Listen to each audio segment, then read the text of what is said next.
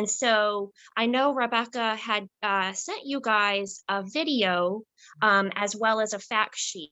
So the video was actually put on by my former coworkers at Wake County Human Services, and it's a great kind of introduction to what is abuse and neglect, and what are the kinds of things we need to look for, and why do we need to report now more than ever. So we're in the midst of a pandemic right now, and children are not necessarily seeing the same people that they always used to see on a regular basis. So it's really important for any adult in their life who has any sort of concern about them to know what to look for and to be able to report as necessary. So please take the time to look at that video if you have not already done so. Also, the fact sheet really goes over the definitions of abuse or neglect, and also the prevalence, why it's important, the consequences if we don't do anything to address it, and then just the importance of preventing it. And I think as a church, we really have a great opportunity to help prevent incidences of abuse and neglect. And so I think the fact sheet is really helpful to just get like a well-rounded information going into this training. So as you guys see on this slide here, these are just some basic definitions, and this is from the Centers for Disease Control. Physical abuse is intentional use of physical force that can result in physical harm. So if a child or a vulnerable adult is hit, kicked, shaken, burned, anything that is an intentional use of force against them would be physical abuse. And these are some broad definitions. If you want more specific definitions, or you want to get into the different classifications of abuse and neglect, I encourage you to look at the state child welfare policy, and I can definitely provide that to you later if you would like to do that. Sexual abuse is pressuring or forcing a child to engage in sexual acts. It could involve behaviors like fondling, penetration, or exposing a child to other sexual activities. And then emotional abuse is behaviors that harm a child's self-worth or emotional well-being. Examples would include name calling, shaming, rejection, withholding love, and threatening. So these are some different types of abuse, but I want to point out that neglect is way more prevalent than abuse. And neglect is kind of a broad definition, is the failure to meet a child's basic physical and emotional needs. This could be housing, food, clothing, education, or access to medical care. So in the child welfare field, we see way more reports of neglect than we see of abuse. Which I guess is relatively positive because abuse is so much more serious. Next slide. All right, so I just wanted to provide some basic signs, and this is not an exhaustive list, but this is just something to get you started thinking, what should you look for as somebody who is around children, who's volunteering with the children, who may be providing a Sunday school lesson. If you notice a child has a sudden change in behavior, maybe it seems like they're regressing, losing skills that they once had. Those of you who work in a school setting, maybe you see like a huge change in their school performance for like no explained reason. If they have not received help for problems that have been previously brought to the parent's attention, if they're lacking adult supervision, if they seem to be overly compliant, overly passive, withdrawn, they don't respond to situations that would normally warrant a response. Maybe they don't react to their parents at all at pickup or drop off. Maybe they're dropped off early, they stay late, they really don't want to go home. Or they have like learning problems or other difficulties concentrating that cannot be attributed to specific issues. So this is not an exhaustive list, and these are potential signs. Just because a child has something like this doesn't necessarily mean that they're suffering from abuse or neglect, but it's just something that maybe would help get that child on your radar for you to kind of pay closer attention to what's going on with them. So I hope this kind of helps you kind of start thinking about that. Next slide. Yes, thank you, Alice. Thank you so much.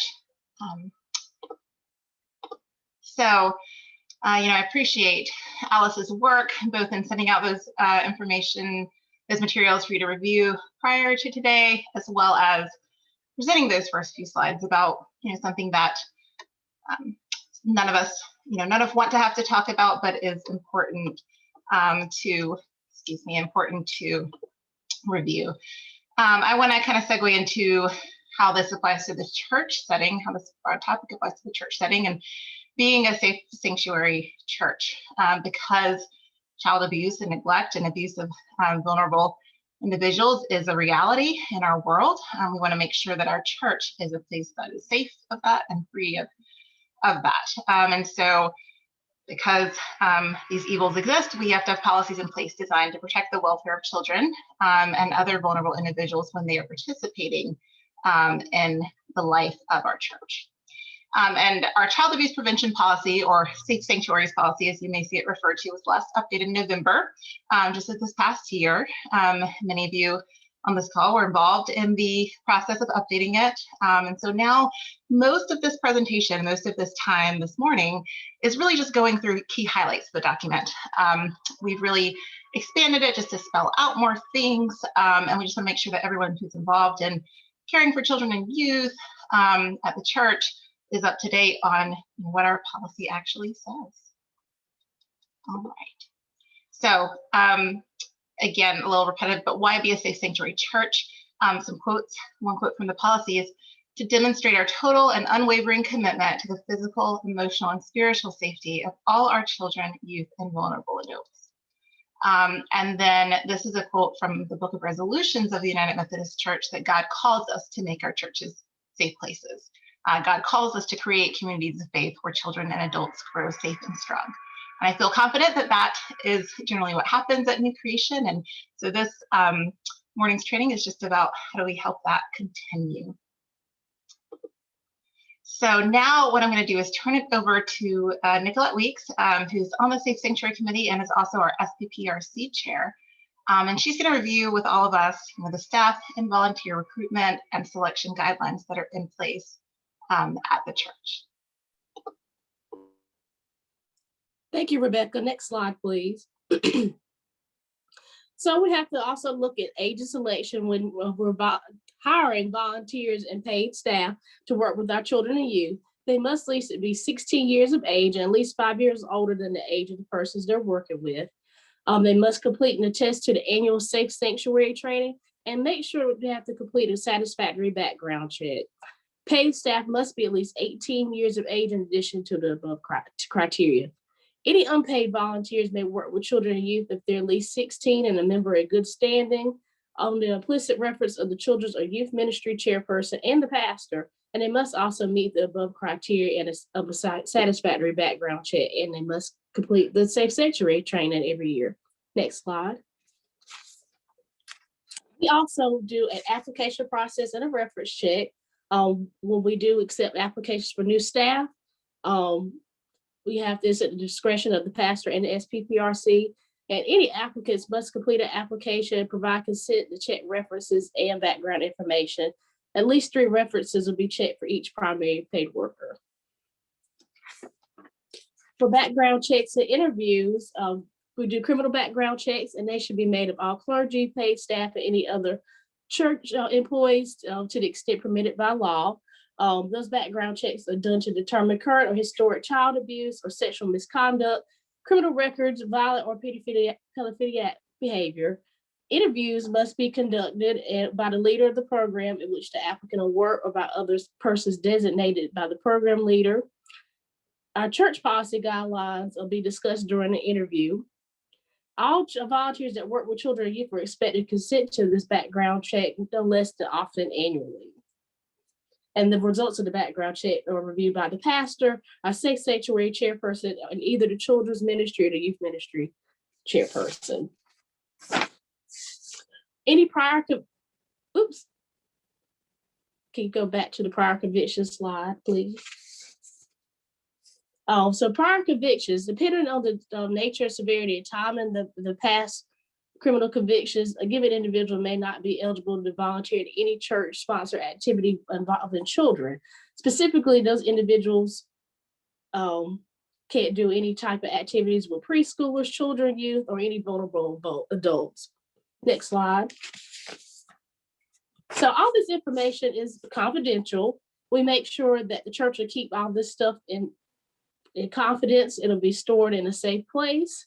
The pastor, SPPRC, are responsible for the implementation of these policies and these confidential records. The pastor, the Safe Sanctuaries chairperson, and children's ministry chairperson and youth ministry chairperson are responsible for the implementation of these policies and maintenance of these confidential records. Next slide, please. Any applicants of the paid staff must sign an authorization and request for a criminal background check form, and they must acknowledge receipt of this form. And this is part of our application process. And annually, all volunteers will acknowledge receipt of an agreement with the child abuse prevention policy that we talked about earlier. As far as the application process, it will provide an electronic or written consent for a criminal background check.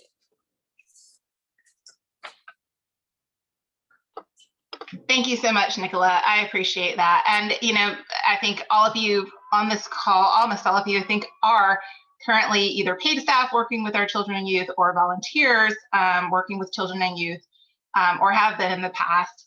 And so some of this may sound a little unfamiliar, at least in the past few years, you know, but we are, again, we've kind of tightened up these policies, or putting them in place, and we'll be adhering to them going forward. So, you know, we've asked all of you, I think everyone's who was working with the children and youth already is now up to date in terms of, you know, you should have received the policy, you know, signed off on it, you're attending this training today.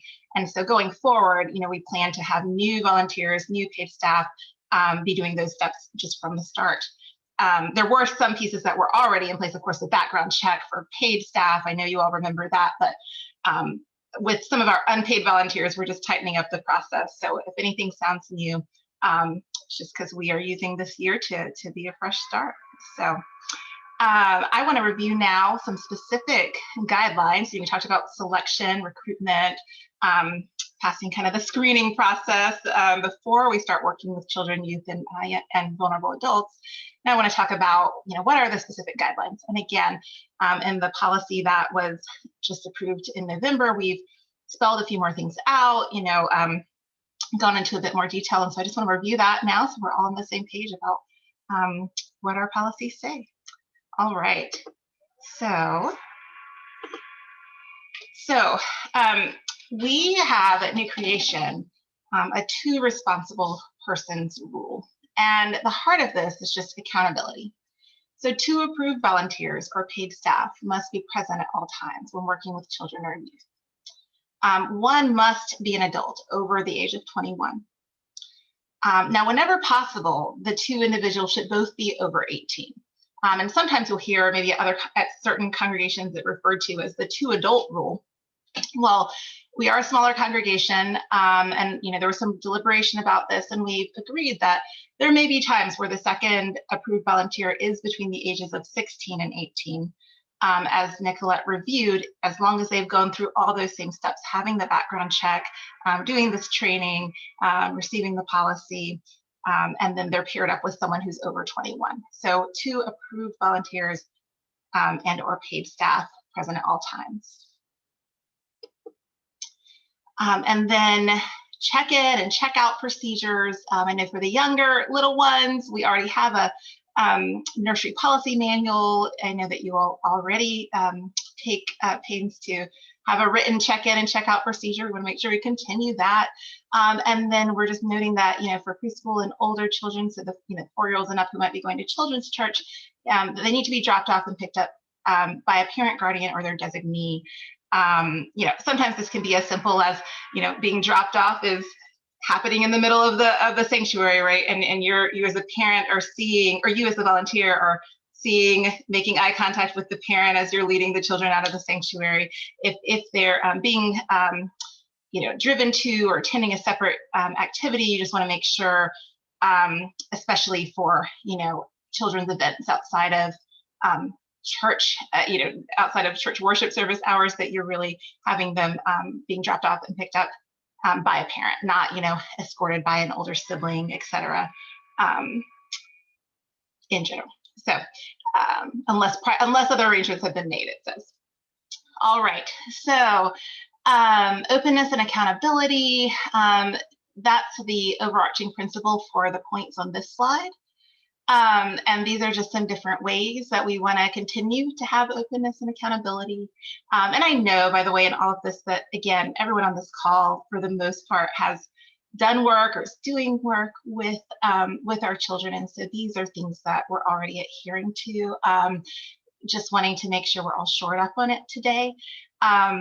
We do have an open door policy at New Creation, which is that parents and guardians or their designees, clergy, and any staff may visit and observe any activity, classroom, or church-sponsored program for children and youth at any time, unannounced. So if you're teaching children's church, which is something I lead, and you want to come, with a parent wants to come with their child, great. That parent has perfect leeway and the right to do so. If Pastor Livingston, wants to drop into, Youth Sunday at any time, she has the opportunity to do so. So just know we have that open door policy because we do believe in openness and accountability. There will be continue to be access to a phone or cell phone if groups are either at or away from the church facility. If any groups are departing the church property, then the church office or an authorized church representative will be given the number of how to reach that group that's away from church property. And then doors and windows. All of our classroom doors do have a window.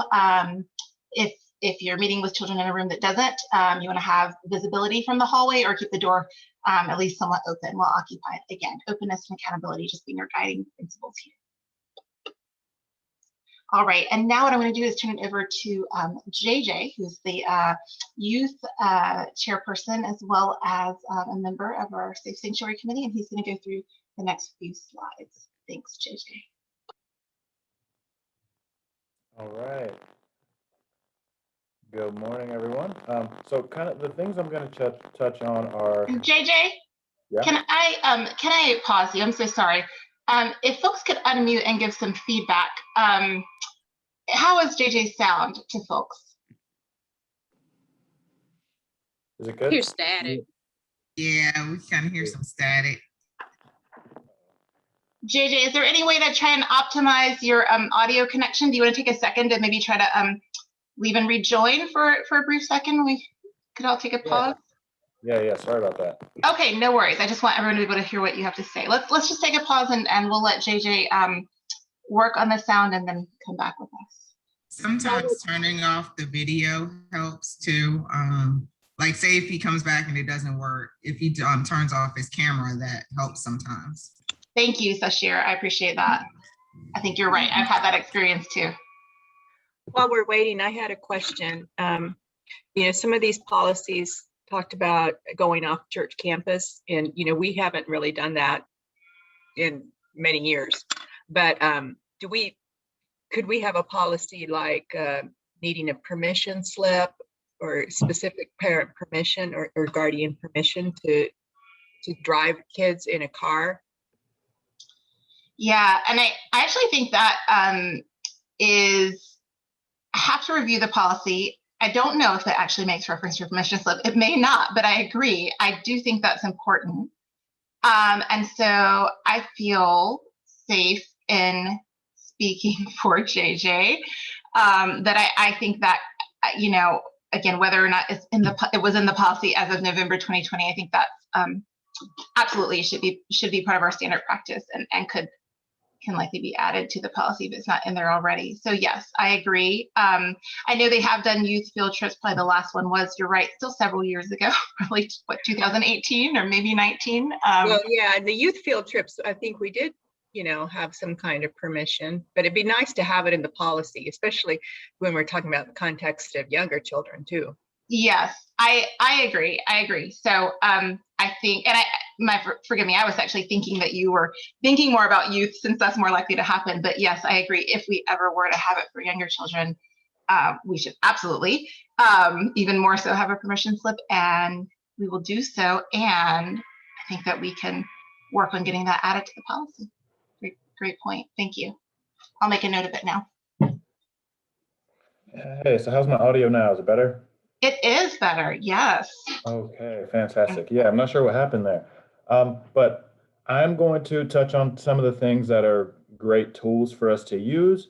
But when we're using them, they can be kind of misconstrued. And we want to make sure that we do these things in a very careful way, because this safe sanctuary training is obviously to protect our children and youth, but it's also here to protect us as the staff and volunteers.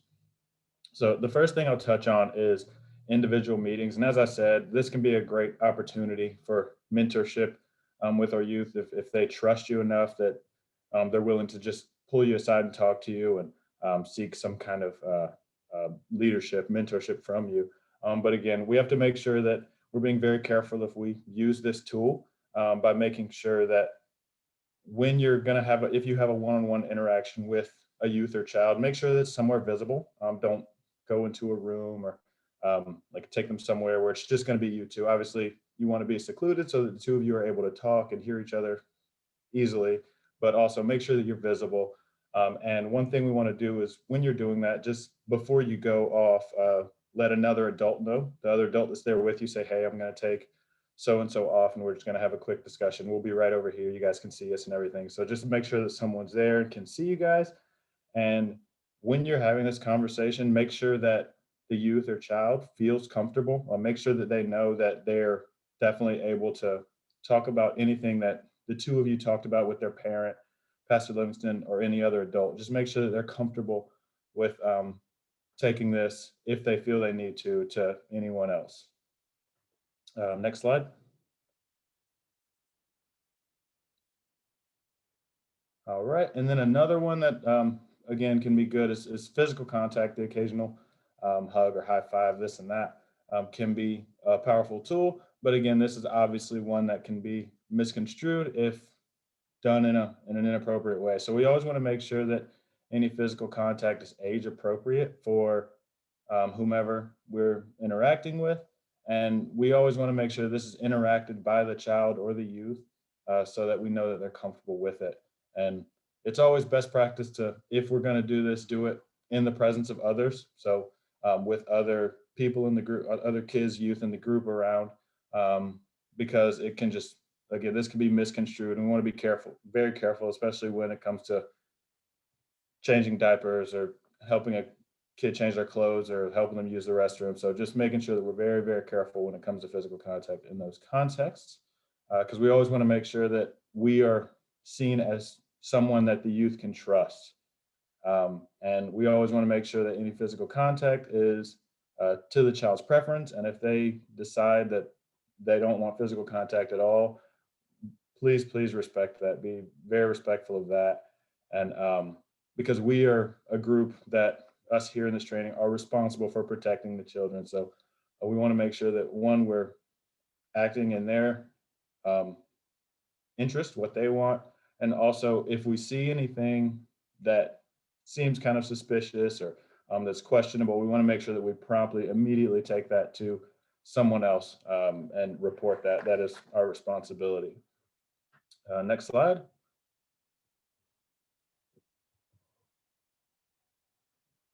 All right, and we're going to touch on outings away from church. And Denny, you just talked a little about this. And I don't think that in the policy there's anything specifically for driving, but the first bullet here is making sure that we have a written consent form as well as a medical release form, so that when we're traveling with people, we know that whether it be adults or the youth or children, we know that what medical care they may need while we're out. So I think that would be very important to add the one about driving, making sure that parents are comfortable having their kids ride with the adults that are going to be driving. And this next one is pretty obvious for now times. Everyone has a phone with them, but we want to make sure that the adults that are taking care of the youth or children have some way to be contacted and also have a way to reach out if they need help. And the next one is we never want to have a single adult taking a single child or youth on any sort of outing away from church, unless it's their parent. And this, I think, also would apply to when driving. We want to make sure that it's not just one adult, one youth in the same car together. We want to, unless it's their parent, but we want to make sure that we're having more eyes there. So the more visibility, the more open the situations can be. And when we're scheduling and planning, we want to make sure that we have a ratio of one adult for every 7 youth or children. And when we're sleeping at different places overnight, we're going to make sure that our female staff are taking care of the female campers or children, whatever, and the male staff are doing that for the male youth. And this also applies to married couples. So we're going to have to split you guys up for a couple nights, a night, or whatever it may be, so that we can be safe for the kids. And we want to make sure that no one is, because we want to plan sleeping arrangements before we leave, make sure that there's enough beds that adult doesn't have to share a bed with one of the youth, unless, again, it's their parent. And that's all I have. And I'm gonna pass it back to Nicolette. Question: Do we do overnight trips like that in church? Occasionally. So we've done a spring retreat, and we've also did a what was it? The confirmation. We went away for that. So occasionally we do.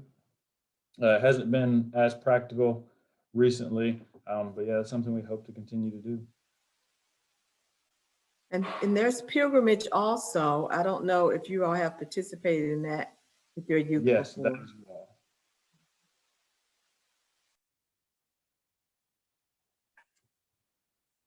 Okay, I'm going to touch on classroom discipline. So all teachers and workers are used the following discipline measures.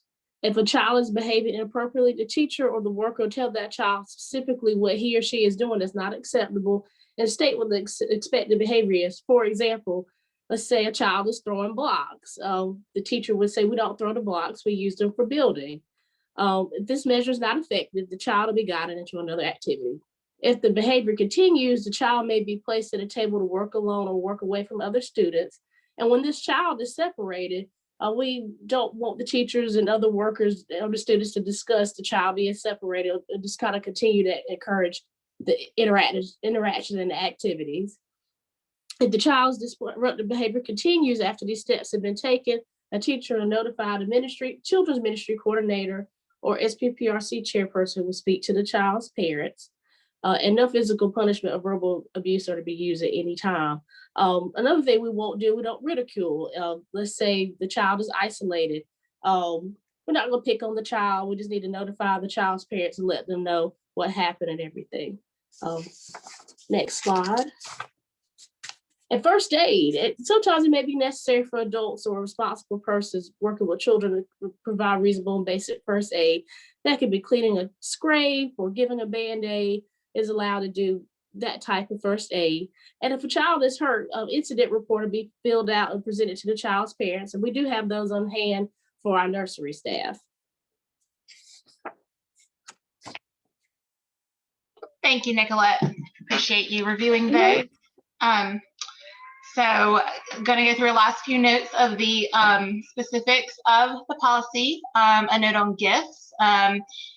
Gift giving generally should be on a group basis. And if it's on a group basis, it's fine, although no elaborate gifts, please. But, if it's Christmas and you want to give them a goodie bag, all the children in children's church, fine, that's great. But if you are ever giving gifts to an individual child or youth, you definitely want to have parental and clergy prior knowledge and permission, essentially. Hey, I'd like to give this child a gift. Maybe you've been mentoring them or whatever. Just making sure that, again, that accountability, that the parents and clergy understand the context of the gift. Let's see, just a note on training and policy attestation. We're here today as part of this bullet point. This training will be a requirement going forward, as I mentioned, for new paid staff and new volunteers. You've already been asked to attest that you've read and will adhere to the safe sanctuary policy. And I know there's a whole group of people who will be watching this video later so that we can all be caught up. One final note that has come up, especially in the past year, we added, a bullet point to the policy about virtual activities. Since we've done, I know with the children have, done primarily virtual activities for the last year, that these activities may be conducted virtually via a video conferencing platform. And the security measures that we had written into the policy are that these events should be password protected and have the waiting room feature enabled, so that they do have to be admitted by someone. And at least one supervising adult, 21 years of age or older, will be present on the call or on the video call. And then, with children being in their various locations, presumably with a supervising adult present to them, that supervising adult at home is essentially acting as the accountability on the child's side. But we do want, at least one adult on the call. So for example, for the youth, if the youth just want to have a call by themselves and they don't want JJ or Sashir or anyone in it, well, then that's not a church sponsored youth call, right? So at least one adult needs to be present for it to be a church activity virtually. All right.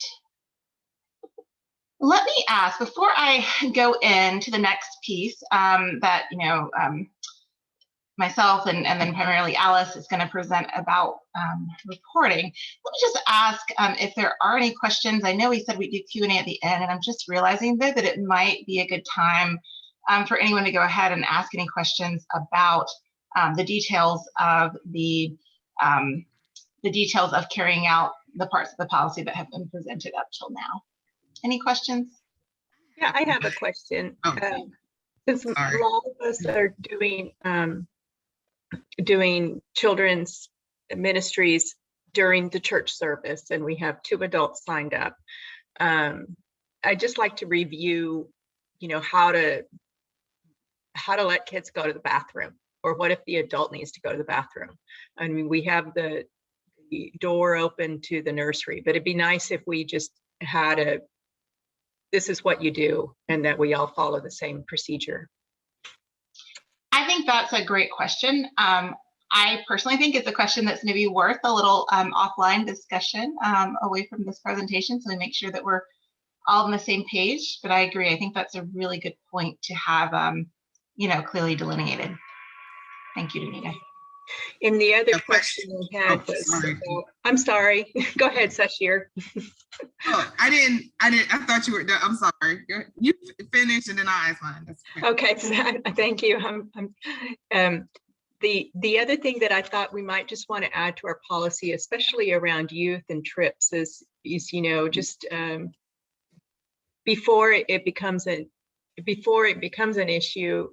We should just think about our policy with any transgender youth, and can they stay with the group that they identify with, and things like that. It'd be nice to have that in our policy. I agree. So I guess that wasn't a question. great and sensitive comment. Thank you very much. Sashir? I just have a question. I have to put my teacher hat on for just 1 second, and I'm not trying to make it stringent, like a whole bunch of rules or anything, but for the classroom management piece, do we have something created with, even for like the little kids and for the youth, of what we expect their behavior to be like, in terms of, rules and expectations? Because I know, just speaking from experience, a lot of times when you have those things like posted, or we review those with children ahead of time, and just say, hey, this is what we expect from you. We expect everybody to be respectful and to do this, this, and this. That curtails a lot of behavior from the classroom management perspective. And then it would be easier for folks, like say if a child steps out of those guidelines, to say, hey, remember we went over X, Y, and Z, and right now you're not meeting that. So like you said, with the little kid, like going to another table or something, that kind of makes that conversation a little easier to facilitate. So that's why I was just wondering. I agree. I think that's great. I think it's really applicable for the kind of preschool children's church age and up. I don't know that, like below 4, they usually don't have a great sense of, being able to hold the rules in their heads. So I think I might be speaking out of line here, but my sense is that, responding on an individual basis may just be what the nursery workers have to kind of continue to do. But I love the idea, and I'm willing to go forward with, maybe with the children, like the 4 to 11-year-olds, putting together some kind of classroom rules or children's church rules, especially as we're getting ready to return back to more in person. I'm thinking, for example, could I make a poster and post something in the classroom that we can review and point to, and maybe JJ would want to do the same for the youth, or maybe you and JJ want to do the same for the youth. So I think that's a great point. I don't mind helping for either one, because I know how to facilitate all of that, so no worries with that. I have something to say. Yes, Yasmin, yes. On the behalf of the nursery, I don't think Yo is up here. We're welcoming all ideas, anything anybody wants to help us with, but kind of like what you said, Rebecca, anybody 4 or under is kind of just like, redirection. But I agree with Sashir, what she said. I don't think I've met you. I'm Yasmin. Nice to meet you. So yeah, we're open to everything, all ideas. So I will say one thing we do for the youth is kind of at the beginning of the year, if you will, we kind of have a sit down, our very first session, and I have a big, the big Post-its that are like poster sized, and I say, what do we want to be our rules? And I call it our covenant. And we go through, and I have them actually say what they think are the respectful things in the classroom, and I kind of probe them and say, hey, how about we be respectful of one another? What do you guys think about that? And then have those, and actually have that posted all throughout the year, and have them all sign it at the bottom. So that's one thing we do. And again, I don't know how applicable that would be to the younger groups, but that's something that I found was very helpful for the youth. JJ, I love that. I don't think I remembered that you were doing that, but I love it. And actually, I think that would be extremely applicable to the younger kids, and would be fun for them. Maybe not. I don't know if they have to sign it, but having them brainstorm. And so I'm thinking maybe as we prepare to enter back into the building at some point, that might be a good timing to put that in place for the children, perhaps having them brainstorm on a poster, and we can take notes and write down, what do they believe? And then we can add, for the younger ones, we can add anything that they forget. I love it. That's really good, actually. I forgot the name of that group, but actually they go around and train teachers. I can't think of it now. It'll come to me later. I didn't have all my coffee, but kids have more buy-in and to follow things and follow those expectations when they are part of making it. So JJ, that's really good that you do that. Great. I'm loving this discussion. I'm loving this collaboration. Any further questions or comments before we go on to the final section? Okay. So I want to move now into a bit more of a somber note, into discussing, what do we do when the unimaginable happens? And I put unimaginable in quotes for a reason. Because none of us ever want to imagine it, right? And yet, sadly, we know it's not truly unimaginable, right? It's that we don't want to imagine it. We don't want to believe or think about the fact that, there could be any kind of misconduct that could ever occur, on the part of one of us or a fellow church member here. And yet, we want to be prepared. We want to know how to respond if something is brought to light or if something is suspected or alleged. And so that's what we're going to spend the final slides of the session reviewing, and then we'll have, further Q&A to end. So, one note that I wanted to just highlight before turning over to Alice to talk through the details of our policy around reporting would just be placing it in some spiritual context, right? And just naming that reporting as both a ministry and a witness.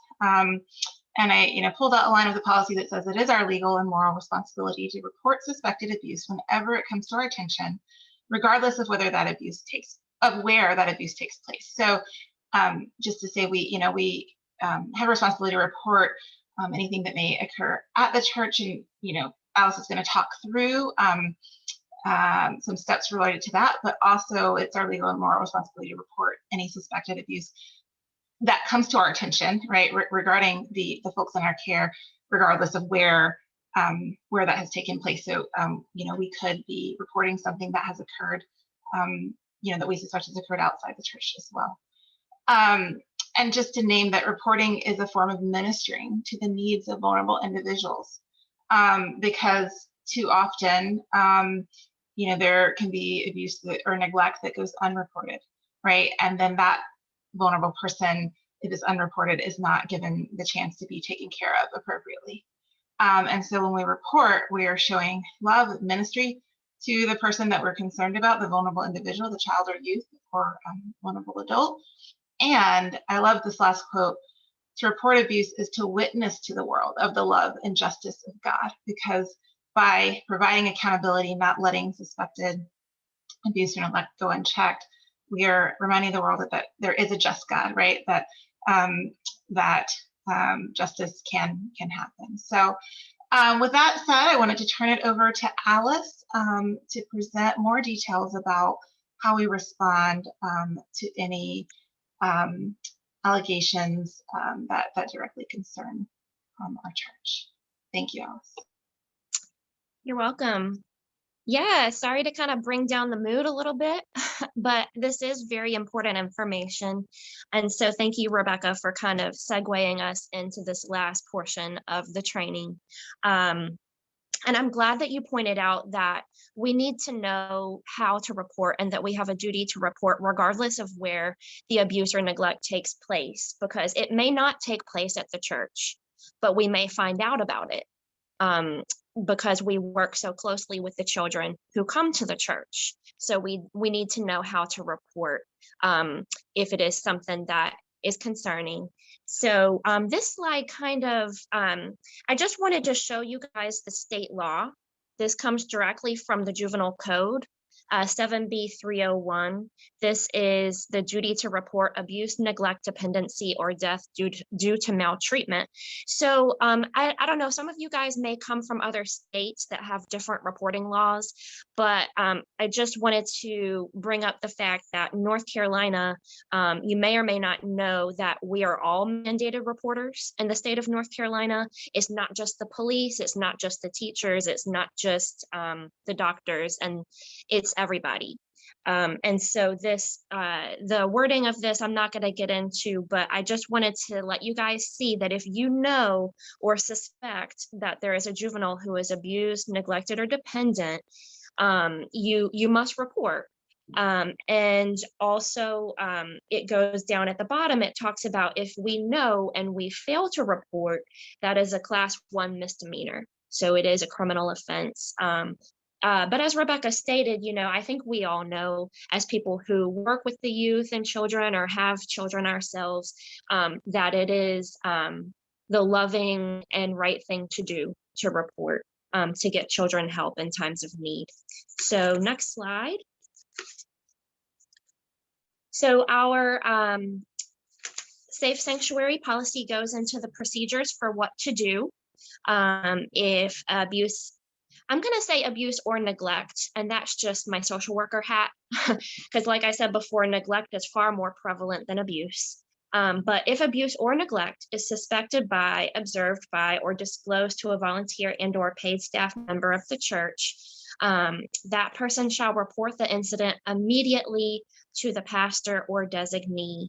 And then it kind of lists out the different steps that we will be prepared to do.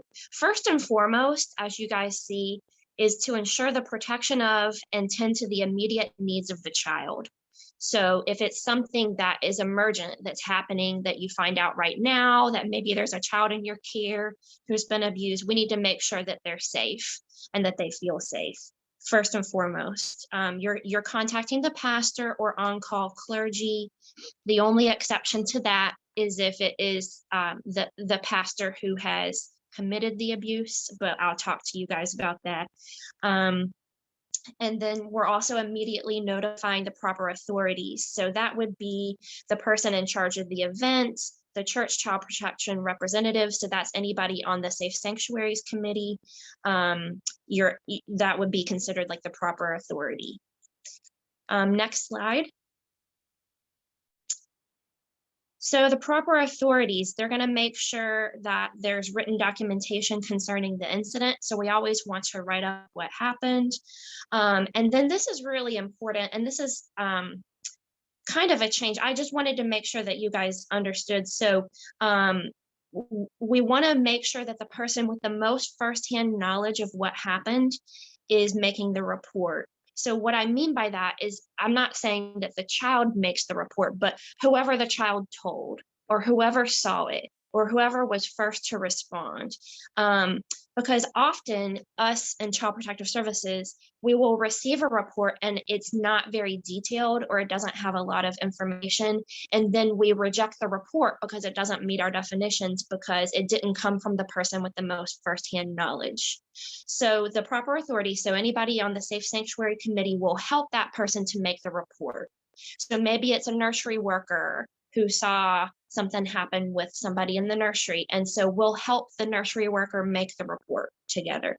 So it would either be to the Durham Police Department or Durham CPS. And I'm going to provide you that contact information on one of the next slides. And the reason I put both of those is because if it's after hours or on the weekends, you have to contact the Durham Police Department. And once again, we talked about this on the previous slide. This is a requirement of the law. And we are not, whatever we know, but we're not going to continue to question the child. We're not going to try to make our own investigation. This should be left to the professionals in charge. Because once we report it to the professionals, they're going to, if they accept it as a report, they're going to take over and kind of make sure that everything is done to protect the child and to get the most information. So we should not interfere in that.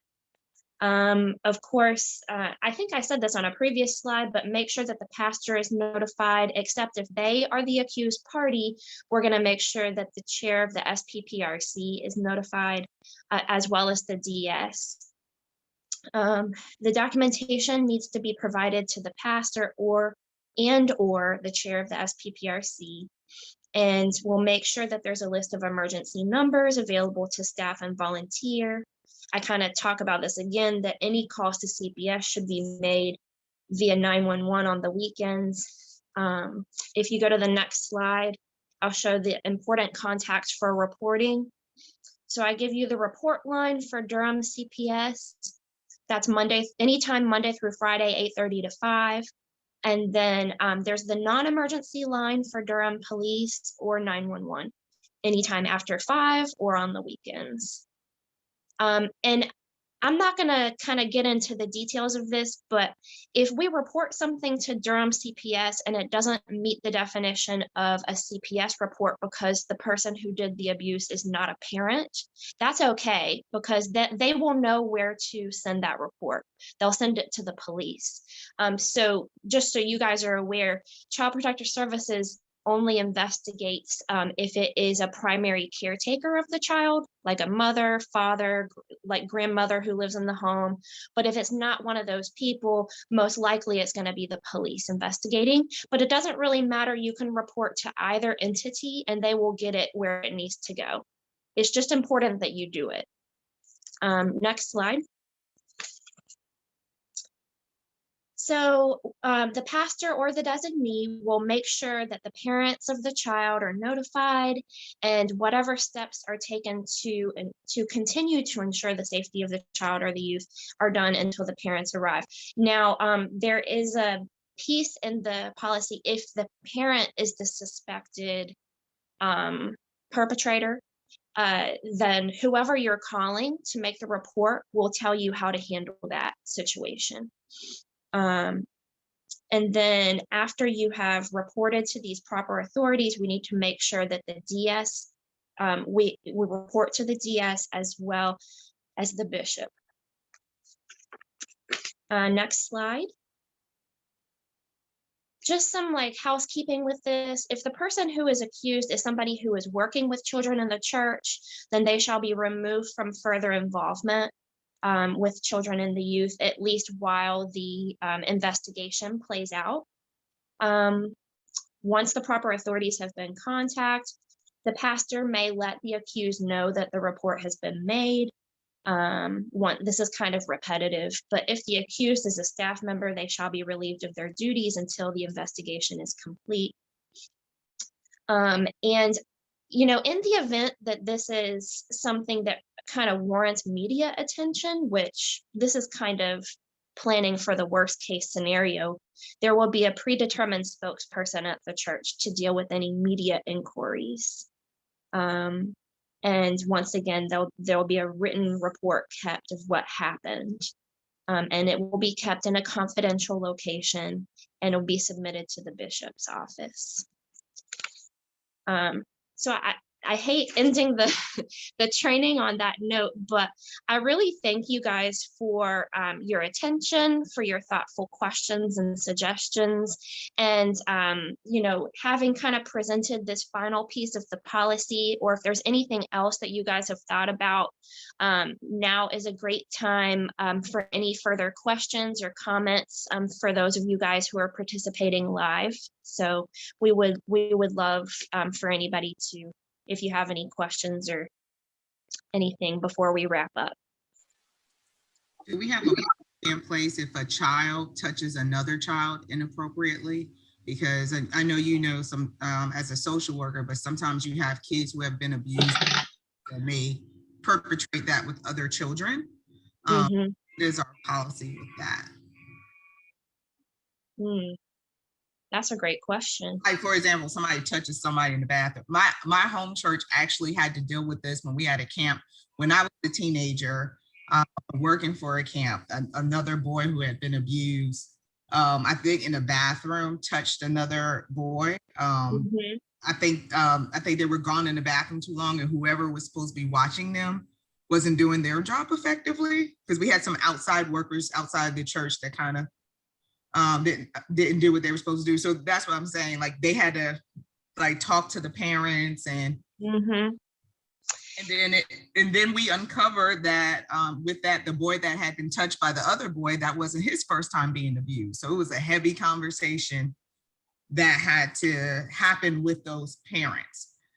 So, and this was, I think, before they started doing safe sanctuary stuff. This was like a long time ago. So yeah, it was. Yeah, I do think that what you're talking about goes back to the 2 adults policy and the supervision piece, because yeah, like on the part of the adults in that scenario, that would be a failure to adequately supervise, right? Like, it seems like there was a lot of trauma going on with those particular children, but it could have played out in a different way if they had been adequately supervised in that moment.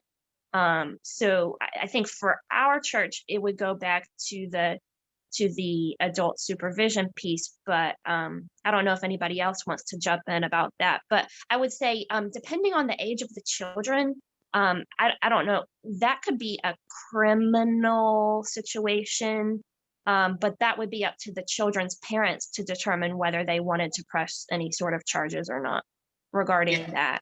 They were both under 12, and I think they were in the bathroom at the same time. So I think it would be good to have one child in the bathroom at one too, as a church-wide thing.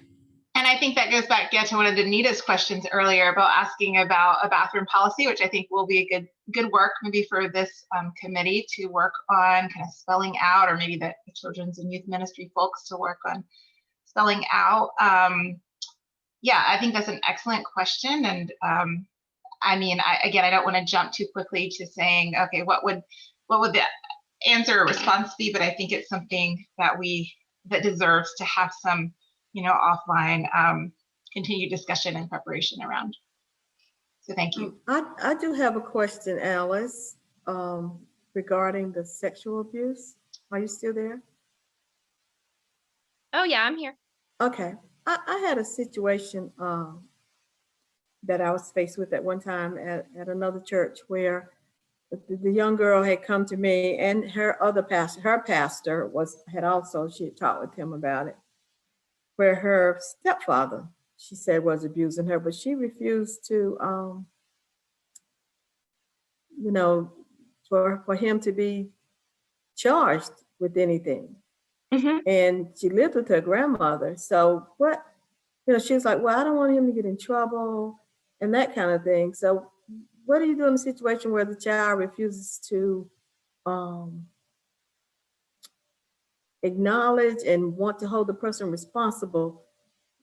Yeah, that's difficult. So she wasn't living with the person at all? She was living with her grandmother, but Yeah. she visited her stepfather on weekends, and apparently it was his brother who also lived in the house that was abusing her Oh, God. sexually. Okay. Well, I was gonna say, if you find information out such as that, and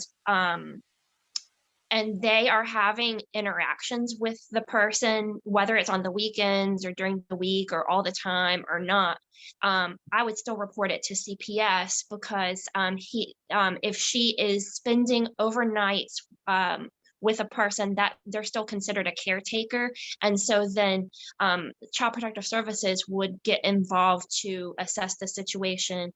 As far as criminal, the criminal piece, we don't really have control over that. And that's unfortunate that she felt that way at the time. But I will note that a lot of victims of sex abuse at one point want to recant what they said and pretend like it didn't happen, because they feel so guilty because of getting people in trouble.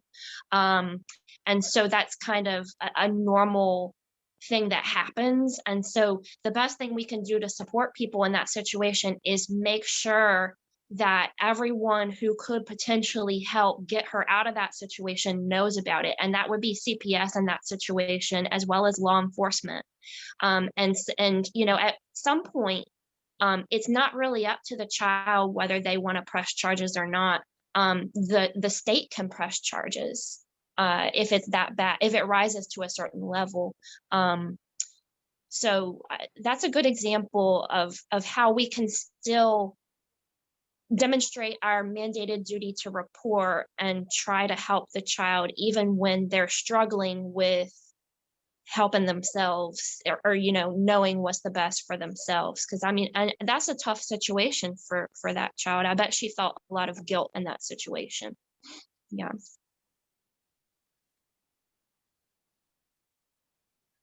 Alice, I just wanted to ask you, are the numbers that you presented for the Durham Police and Child Protective Services included in the policy anywhere?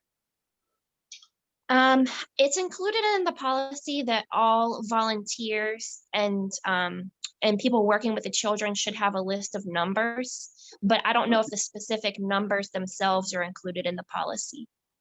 I don't believe the numbers, Dr. Johnson, I don't believe the numbers are included in the policy, but yes, they are here on this slide. So if anyone wants to go ahead and take a moment and see, put these numbers in your phone. If you're doing active work with children and youth, we can make sure that as we return to the building, that these numbers are also posted. But certainly as a volunteer or paid staff on this call or watching this later, please go ahead and bookmark these numbers for your own reference. And then remember that you can next reach out to the pastor, who should have these numbers bookmarked, and then a member of the Safe Sanctuary Committee can help with further details. And I've put our numbers, I'll go back to that slide in a second. I've put our numbers on the slide at the end of the presentation. So right there now. Thank you. Yes.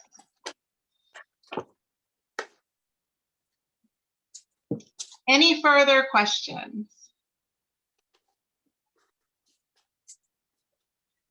Well, thank you all so much for attending and for such great participation. I love that it was able to be so collaborative and kind of this co-creation of what we want our church's safety atmosphere to look like. And so those of you who raised questions, I really appreciate them. The committee will be continuing to respond to those offline and kind of put some things in place around all the great points you made.